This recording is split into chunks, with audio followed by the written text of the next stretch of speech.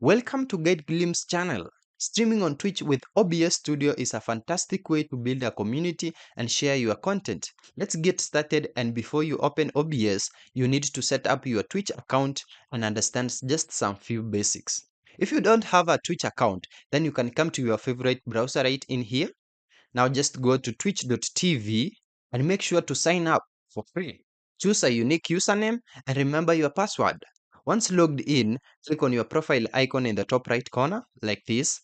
Now select Create a Dashboard from the drop-down menu, and this is your central hub for managing your stream.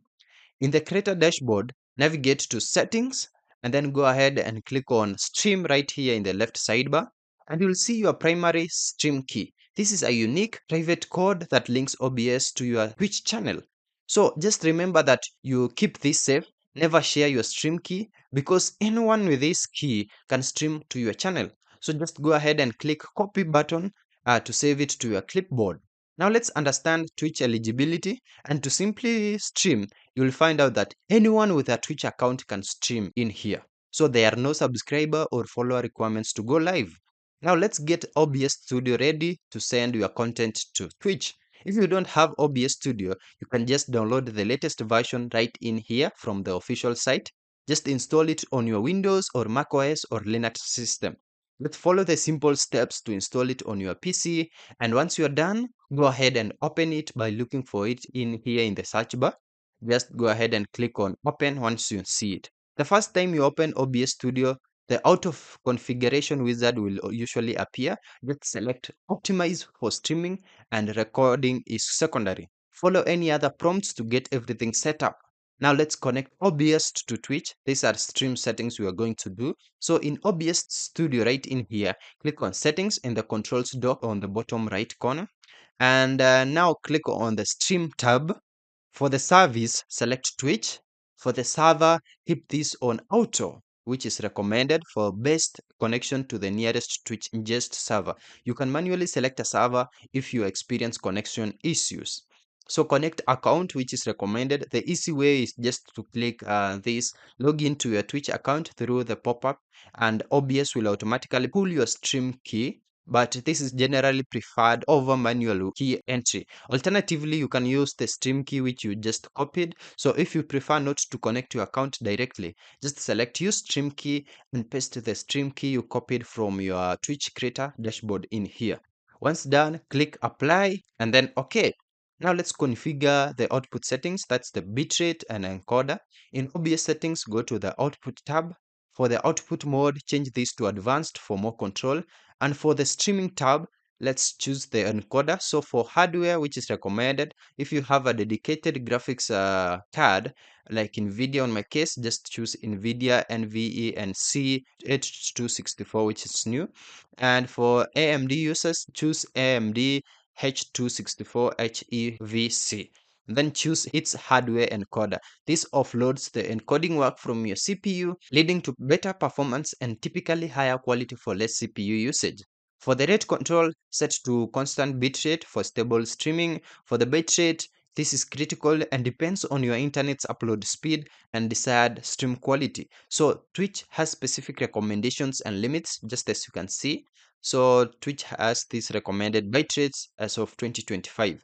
You can test your upload speed, so aim for your bitrate to be no more than 70 to 80% of your stable upload speed to leave room for network overhead.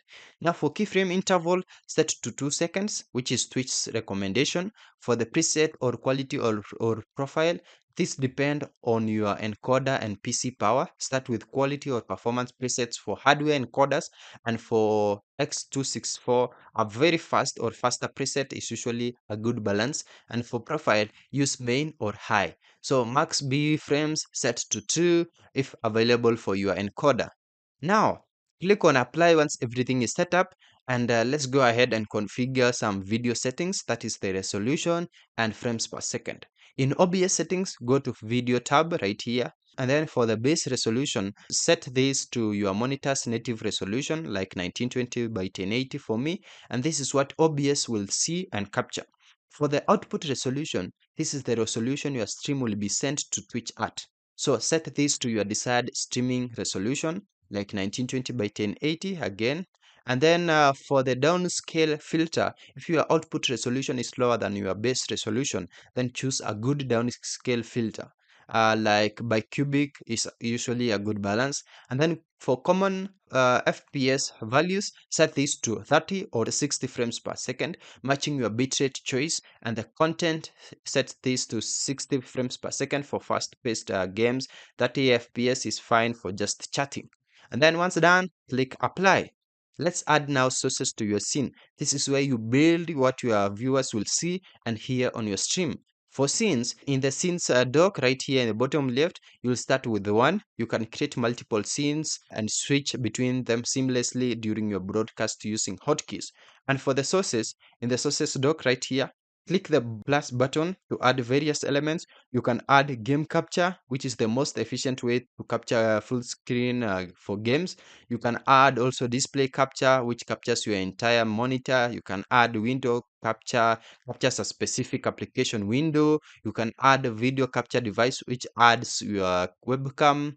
And you can also add image, which adds logos, static overlays, or background images. You also have text, which you can add now some custom texts in here. For browser, you can also add browsers, that is Twitch chat and even stream alerts. And also for audio input capture, you can add some specific microphones if not using the global mic or aux. And then for audio output capture, you can add specific desktop audio, that is only game audio separate from Discord audio. Now, arrange and resize, you can just drag, drop, resize, and layer your sources on the preview canvas to create your desired layout. Just use the red boxes to scale and move. You can also order. The order of sources in the list also matters. Sources higher in the list appear on top of those below them. Now let's go live on Twitch. Monitor your stream information. So in your Twitch, create a dashboard right in here. Go to Stream Manager.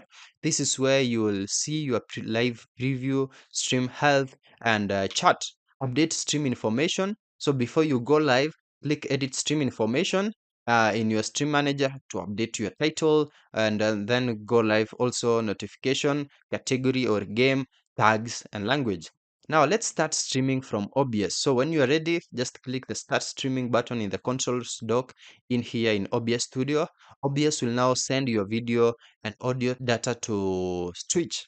And when you are done with streaming, you can first click on stop streaming button right in here in OBS, and also OBS will stop sending data. After a moment, your Twitch stream will also end. Your broadcast will be saved as a video on demand or VOD on your Twitch channel, so for up to 7 to 60 days depending on your account status. Now, these are some of the troubleshooting and advanced tips. First is the internet stability. A wired Ethernet connection is highly recommended over Wi-Fi for reliable streaming. Also, dropped frames. If you see some dropped frames in OBS status bar, it usually indicates network congestion on your PC struggling to encode. Just lower your bitrate, change your server, or try a different encoder preset. Also, for audio sync, if your audio and video are out of sync, right click the audio source in the audio mixer, go to advanced audio properties, and adjust the sync offset for that source. Again, test streams. Do short private test streams using Twitch's bandwidth test feature with your stream key, or by setting your stream to private in the creator dashboard before going live. Now, by following this comprehensive guide, you'll be well equipped to start streaming on Twitch with OBS Studio and connect with your audience. Yeah, that's it. Thank you for watching. If this video was helpful, then please leave a like and subscribe to my channel for more videos like this.